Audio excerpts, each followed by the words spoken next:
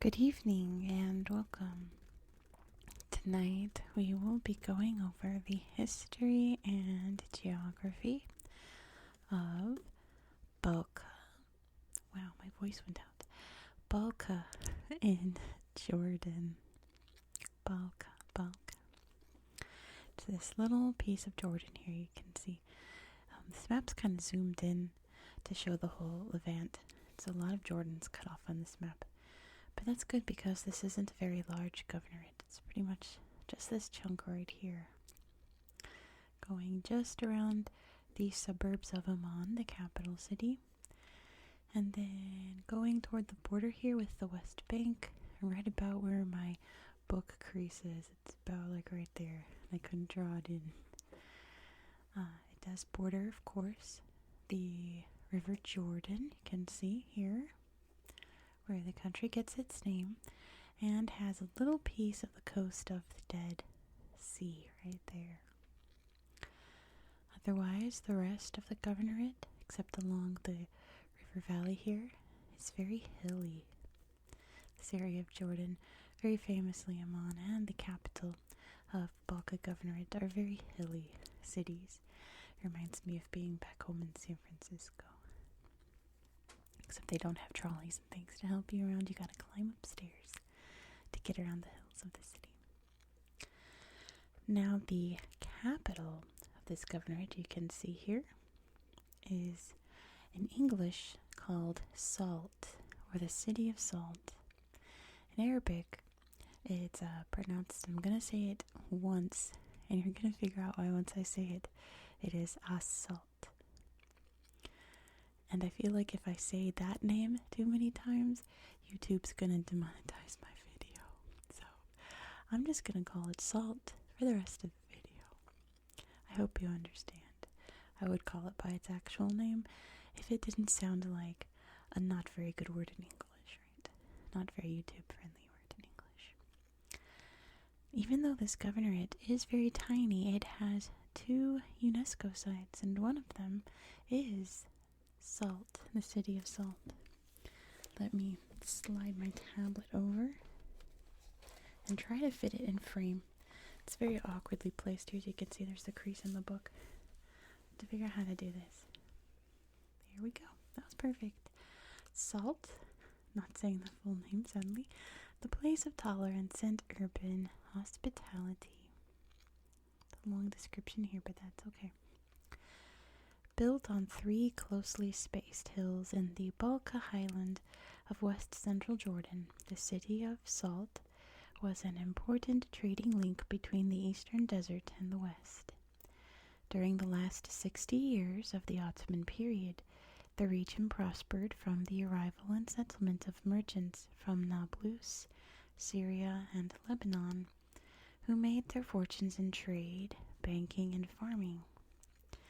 This prosperity attracted skilled craftsmen from different parts of the region who worked on transforming the modest rural settlement into a thriving town with a distinctive layout and an architecture characterized by large public buildings and family residences constructed of local yellow limestone. The site's urban core includes approximately 650 significant historic buildings, exhibiting a blend of European Art Nouveau and neo-colonial styles, combined with local traditions. The city's non-segregated development expresses tolerance between Muslims and Christians, who developed traditions of hospitality, evidenced by madafas, or guest houses, known as dawawin, and the social welfare system known as takaful ijtima. Takaful ijtima. These tangible and intangible aspects emerged through a melding of rural traditions and bourgeois merchants' and tradespeople's practices during the golden age of Salt's development between the 1860s and 1920s. Let's see the pictures here. You can see busy city streets here. You can see that Yellow limestone they're talking about. All the buildings have just a little tinge of yellow to them. Hello, cat. Trying to cause trouble. I'll have to tone that down. Marketplaces, all the stairways going up the hills here. Pretty. This is a church right here. So as I'll show you on Google Earth later, there'll be mosques and churches just spread throughout the city, like peppered around. And like it said, totally not segregated. It's not like, oh, this is the Christian area, this is the Druze area, this is the Sunni area. It's nothing like that. Everyone lives together, one alongside one another. And isn't that how it always should be? The cat's upset because I didn't give him enough of his favorite dry food before I started filming, so he's launching a very loud protest for more. My cat this week, he's just been a menace while I'm filming. He's a nightmare sometimes, but I love him very much. The next UNESCO site is very important to Christianity. And if you know your Christian geography, I think you know where we're going. As I said, we're along the Jordan River. We're going to the baptism site, Bethany beyond the Jordan, or Al-Maktas. Situated on the eastern bank of the River Jordan, 9 kilometers north of the Dead Sea, the archaeological site consists of 2 distinct areas. Tel al-Qarar, also known as Jabal Mar Elias, or Elijah's Hill, probably Elias in Arabic, and the area of the churches of St. John the Baptist near the river. Situated in a pristine natural environment, the site is believed to be the location where Jesus of Nazareth was baptized by John the Baptist.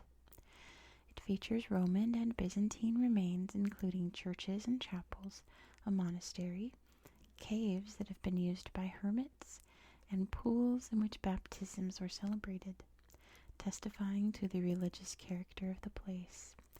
The site is a Christian place of pilgrimage.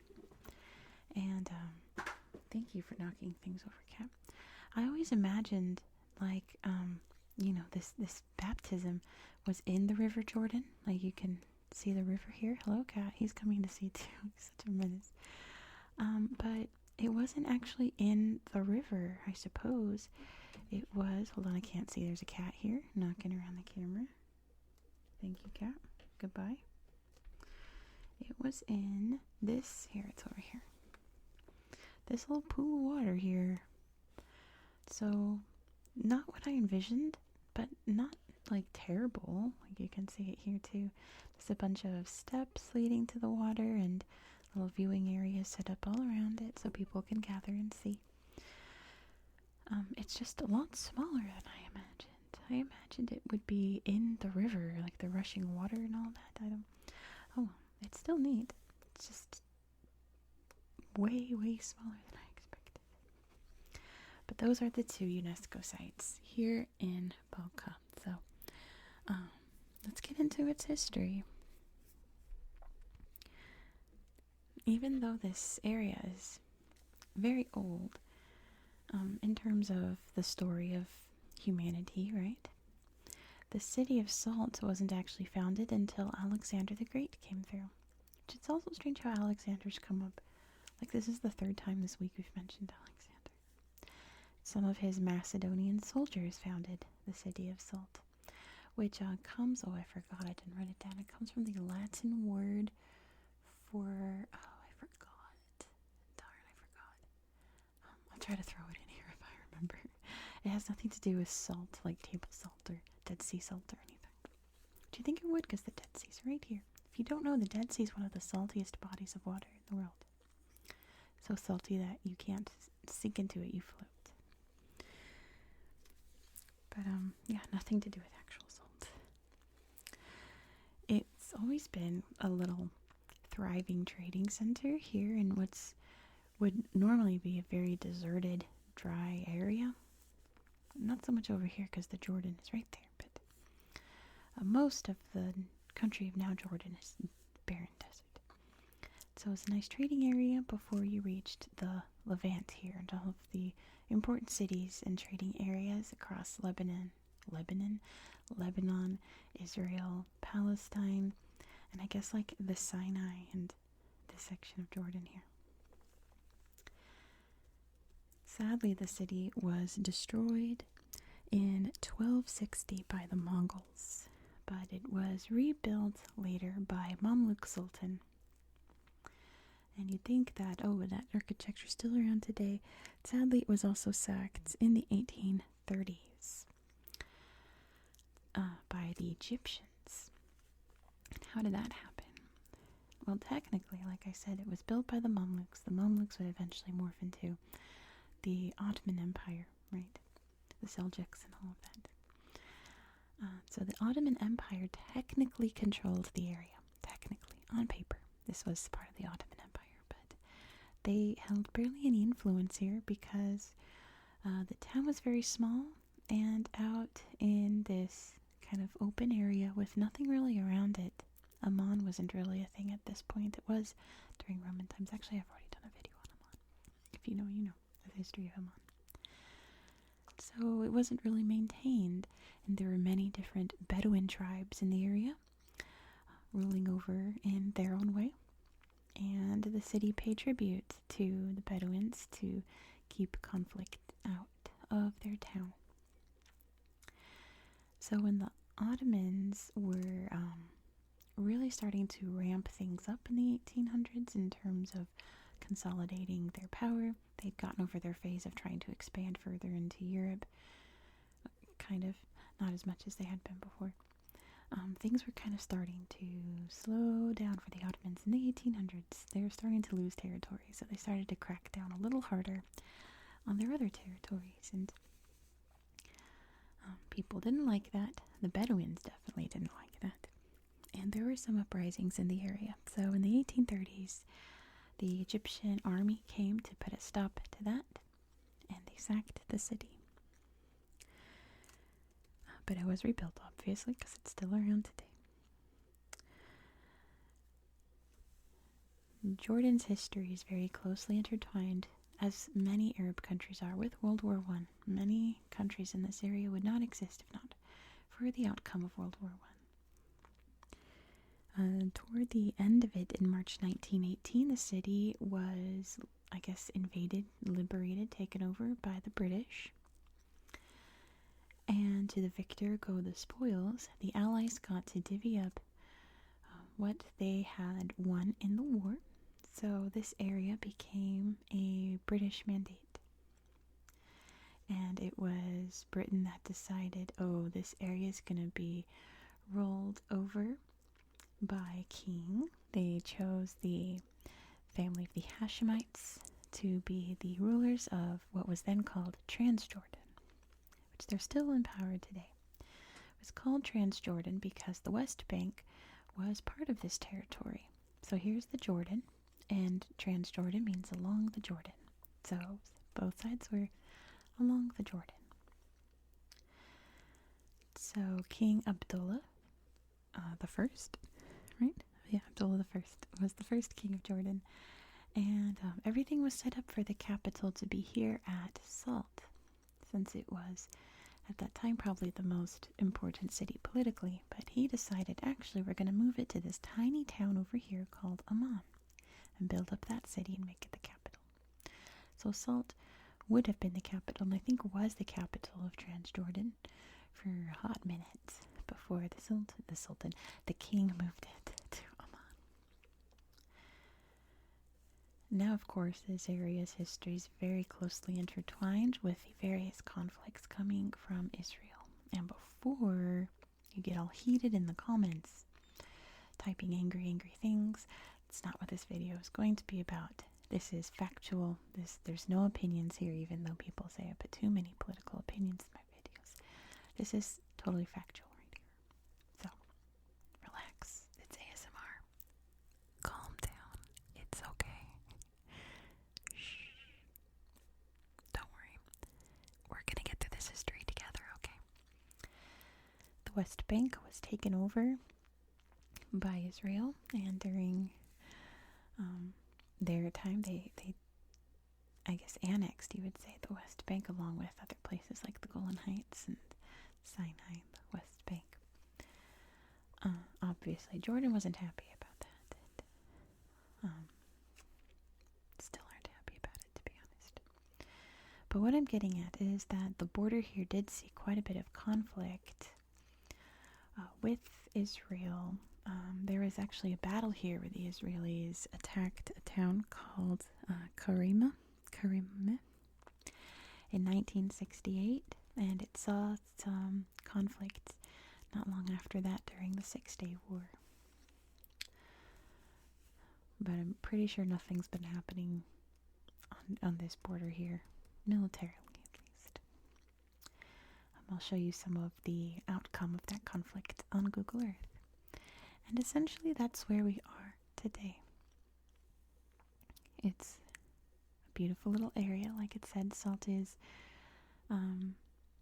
totally intertwined with its different cultures and religions. No segregation at all. It reminds me of, I kept thinking when I was researching this, reading about this town, I kept thinking I was actually talking about Lebanon instead of Jordan because of the diversity of religions, and I had to keep reminding myself, nope, we're not in Lebanon, we're in Jordan. Because you see this kind of thing over here in Lebanon. And it's very refreshing to see that harmony in other places. So with that being said, why don't we hop over to Google Earth and take a look at this area. There aren't that many pictures, sadly, but we'll take a look at it. Here we are, Balqa Governorate. Now what's interesting, as you can see, you can't see the borders here. I have not been able to find a map of this area of Jordan. Google Maps just shows you kind of this, it's approximately over here. Google Earth doesn't show you the exact borders. You kind of have to zoom in to see the various dotted lines. Let's head down to the Dead Sea here. You can kind of see come on, the border there. Can you see? Not very helpful, but nevertheless, here we are. Let's start by zooming out so you can see exactly where we are in the world.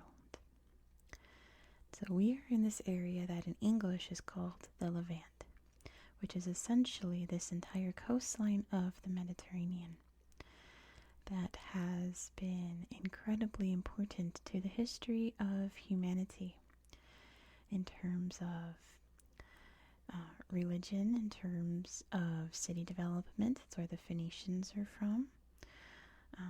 It's just lots of agriculture. It's just wildly important to the history of humanity. Lots of things in history have happened along this coastline. So technically we're there because the Jordan is considered part of that. Over here is the Dead Sea, which I was playing around before. Sadly, there's no pictures. Actually, I lied. There is some pictures. There's a slideshow somewhere over here.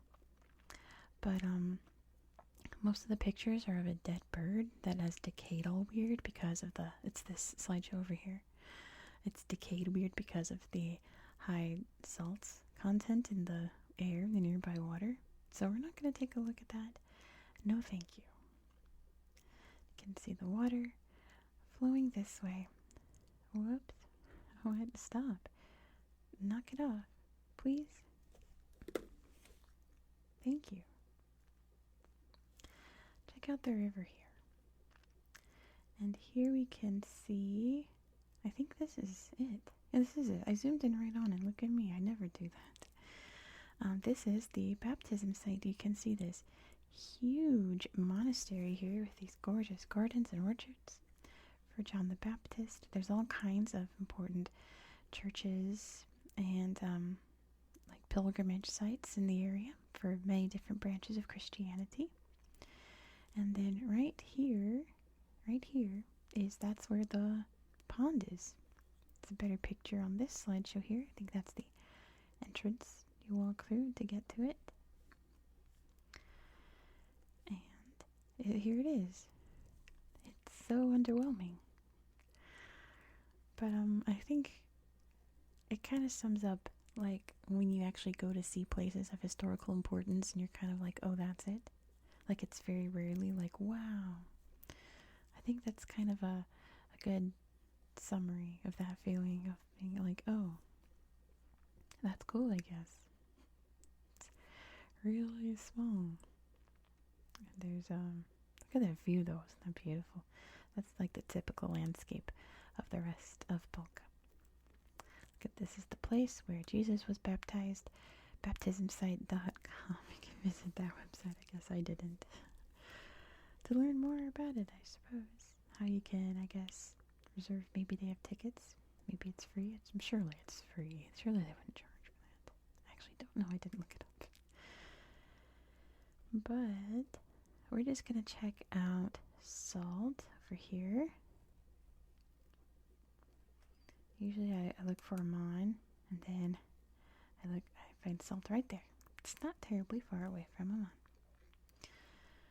There's like I said, there's not very many slideshows. Here's a museum, which sadly there's not a lot of pictures of the actual exhibits, but you do see some of that really incredible architecture that UNESCO is talking about. Isn't that really neat? We got columns and arches, the big like bay windows there.